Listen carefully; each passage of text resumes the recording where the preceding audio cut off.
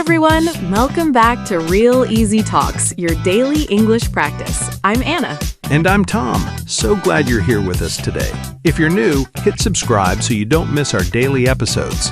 So, Tom, I was listening to a recording of one of my students talking to a native speaker, and I noticed something interesting.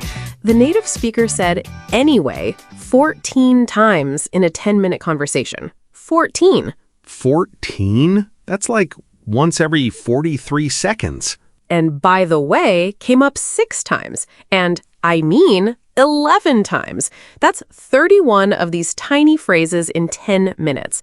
And my student, she used 0, not a single one.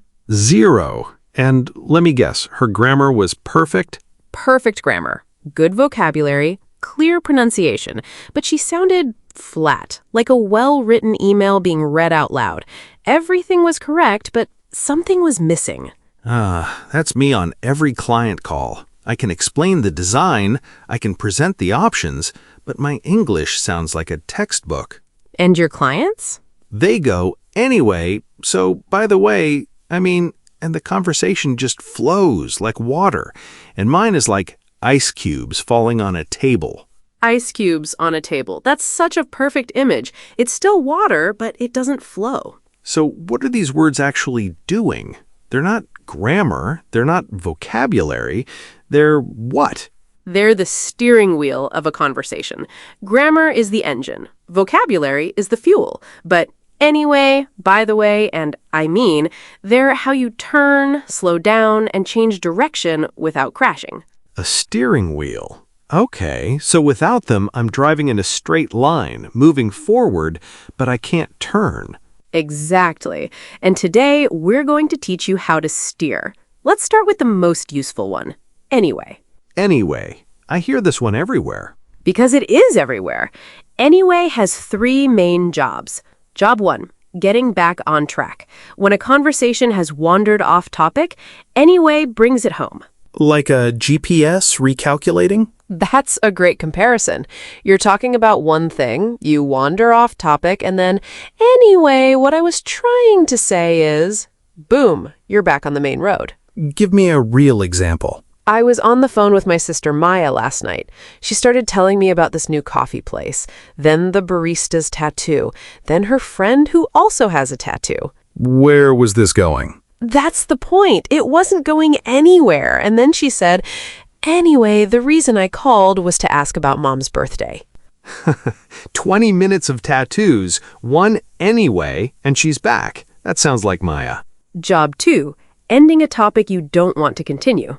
Anyway, let's not talk about that anymore. It's a gentle way to say, I'm done with this subject. Oh, so if someone asks me an uncomfortable question, I can answer briefly and say, anyway, how about you? Exactly. It's a polite escape door. You're not slamming the conversation shut, you're just redirecting the river. What about anyway, I should get going? I hear that a lot. That's job 3, wrapping things up. It signals this conversation is ending. Like at the end of a phone call? Yes. Anyway, it was great seeing you. Anyway, I've got to run. It's the gentle closing bell. So anyway is a GPS, an escape door, and a closing bell. That's a lot of jobs for one word. And here's the secret. The meaning changes based on your tone. How? Quick and light. Anyway, what's for lunch? That's a cheerful topic change. Slow and heavy. Anyway, with a pause, that means I don't want to talk about this anymore. Oh, so the same word means different things depending on how I say it. Welcome to spoken English. Tone is everything. Can I try? If I'm in a meeting and the boss goes on a long story about his weekend, and you need to get back to the main topic. That sounds amazing. Anyway, should we look at the Q3 numbers? That's the GPS version. I'm politely redirecting. Perfect. Now, what if someone at a party asks you about your ex? Oh no, my face would go red and my whole body would tense up. But I'd say, it didn't work out. Anyway, have you tried the food here? It's amazing. escape door, smooth, fast, no drama. And notice you gave a brief answer first. You didn't just ignore the question and say, anyway. That would feel rude. So the rule is, show they heard you, then anyway. Yes, give them something, even if it's small, then steer away. That's the polite way. What about anyways with an S? I hear people say that too. Anyways is very casual. You'll hear it in everyday American English. It means the same thing. In writing or professional settings, stick with anyway. But in conversation with friends, anyways is totally fine. Okay. Now, by the way, this one always confuses me because I never know when to drop it in. By the way is the side door of conversation. You're walking down the main hallway of a topic, and suddenly you open a side door to mention something unrelated or semi-related. Give me an example. The meeting went well. By the way, did you hear that Sarah got promoted? So the meeting is the main topic. And Sarah's promotion is a bonus. Something you just remembered and want to mention before you forget. So by the way is, oh, while I'm here, let me also say this. Exactly. It's casual and natural, like you just remembered something and you're throwing it in before the moment passes. Can I use it at the beginning of the conversation? You can, but it sounds a little different. If you walk up to someone and say, by the way, I loved your presentation, it means I've been wanting to tell you this. Like you were saving it for the right moment. Exactly. Now that I see you, here it is. Oh, so it still has that feeling of, this is extra, this is bonus, this is a little gift I'm handing you. Beautiful way to see it. By the way is a gift you slip into the conversation. It's never the main point, it's the little surprise alongside it. What about in emails? By the way, I attached the file you asked for. Very common. And in texts and messages, by the way often gets shortened to BTW. BTW, Jake said he can come Saturday. That's so casual. Because by the way is casual. It's warm, it's human. It says, I thought of you and wanted to share this. Even in work emails? Yes. By the way, great job on the presentation yesterday. It's a small moment of connection inside business talk. It's like slipping a handwritten note inside a package. Yes. The package is the main conversation. The note is by the way. It always feels personal. What if I use it for something negative? By the way, you owe me $50. That works, but it feels a little unfriendly. Like you've been holding this inside for weeks, waiting for the right moment to bring it up, and you're pretending it's casual when it's really not. So by the way works best for genuinely casual things, not things that have been eating at me for 3 weeks. Exactly. If it's important enough to make your chest tight when you think about it, it's not a by the way, it's a we need to talk. Here's what I always mess up. What's the difference between anyway and by the way? They both change topics. Great question. Anyway changes topics by closing the current one. Anyway, let's move on. The old topic is done. And by the way? By the way changes topics by adding a new one next to the current one. By the way, have you tried the new coffee place? The old topic isn't dead, you just opened a side door. So anyway says, let's leave this room. By the way says, let's peek into this other room while we're passing by. That's the clearest explanation I've ever heard. Okay, now the one I'm most afraid of. I mean, because I hear myself saying it all the time, and I don't know if I'm using it right. If you're using it a lot, you're probably using it correctly. I mean is the most natural of the three. It comes out almost automatically. It has two main jobs. Hit me. Job one, clarifying or correcting what you just said. She's smart. I mean, she's brilliant. You said something and immediately realized it wasn't exactly right, so you upgrade it. So it's like a verbal backspace key. Yes, you don't delete what you said, you just add a better version on top of it. The movie was okay. I mean, it wasn't bad, but I wouldn't watch it again. That's different from actually, right? Good question. Actually corrects a fact. Actually, the meeting is at 3, not 2. Okay. I mean corrects your own words, how you said something. He's lazy. I mean, he's not very motivated. You're fixing your words, not someone else's facts. That's the difference I've been searching for. Actually fixes facts. I mean fixes my own phrasing. Exactly. And job 2, making your point stronger. I really like this apartment. I mean, look at that view. Here, you're not correcting yourself. You're going deeper. You're saying, let me show you why. Like when Jake says, that game was so good. I mean, did you see that last goal? Perfect. He's not correcting himself. He's pulling you into his excitement. I mean becomes a spotlight. It shines a light on the reason behind the statement. Can I overuse I mean? Oh, definitely. If every sentence starts with I mean, it becomes a nervous habit like or like. So when should I use it? Only when you're actually clarifying, correcting, or making a point stronger. If you're just filling silence, take a breath instead. I catch myself doing that. I mean, I was at the store and I saw this thing and What's happening there? my brain is just buying time while my mouth keeps moving and my jaw gets tense because I can feel myself losing the sentence. And that's when it stops being a tool and starts being noise. The test is simple. If you remove I mean from the sentence and nothing changes, you didn't need it. So I mean is a small, sharp tool, not a big one. Use it carefully. Small and sharp, not big and messy. I like that.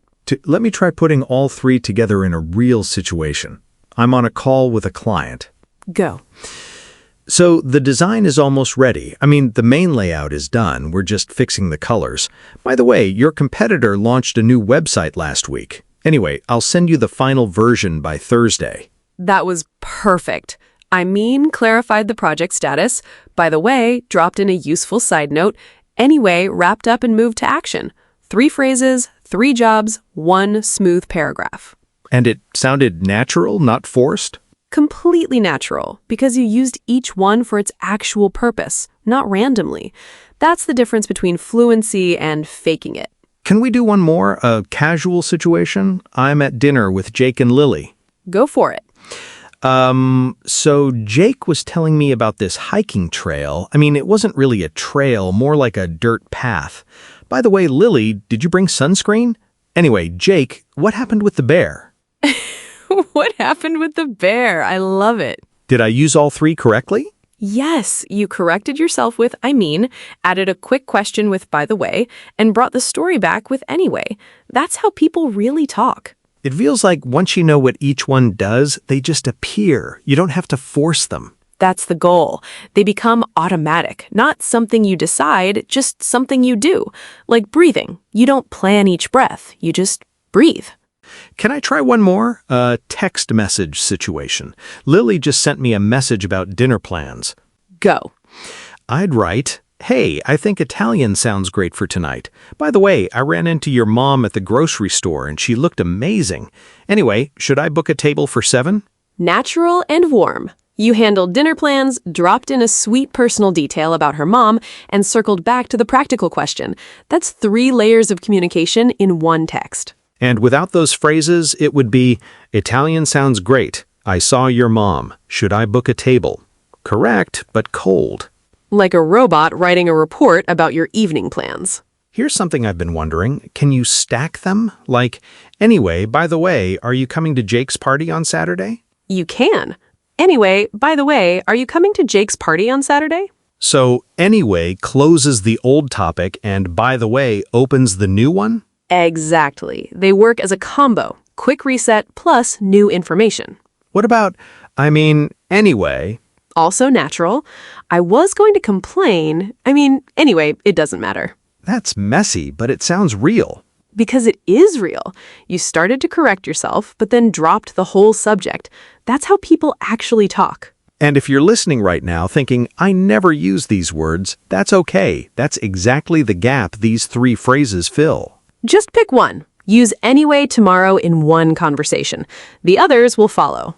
Before we wrap up, let's lock in the key vocabulary from today. Let's do it. First, transition, a word or phrase that moves you from one idea to another smoothly. All 3 of today's phrases are transitions. They are the bridges between your ideas. Next, redirect, to change the direction of a conversation to a different topic. Anyway is your best tool when you need to redirect. It gently pulls the conversation back to where it should be. Clarify, to make something clearer or easier to understand. I mean is your clarifying tool. When your first attempt was not quite right, you clarify with I mean. Side note, a small piece of extra information that is not the main topic. By the way introduces a side note every time. It says, this is extra, but I wanted to mention it. Get back on track, to return to the main topic after going off topic. When the conversation wanders, anyway gets you back on track. It is the GPS recalculating. Rephrase, to say the same thing in different words, usually to be clearer. I mean helps you rephrase on the spot. You said it one way, now you say it a better way. Digress, to go off topic temporarily during the conversation. Everyone digresses. The question is whether you can steer back, and that is where anyway comes in. And finally, filler, a word used to fill silence in conversation, often out of habit rather than meaning. All three phrases can become fillers if overused. The goal is to use them with purpose, not as background noise. 8 words that describe exactly how conversations move, pause, and change direction. And remember, anyway brings you back. By the way takes you sideways, and I mean takes you deeper. Back, sideways, deeper. All right, that was a really fun conversation today. Now, a question for you. Tell us in the comments, which of these 3 do you already use? And which one have you never tried? Try the missing one this week and tell us how it went. We read every single comment, and they help us create better episodes. If this helped your English feel more natural, please like, subscribe, and share it with someone whose English is perfect but still sounds like a textbook. We'll see you tomorrow with another easy conversation. Bye, everyone. Bye.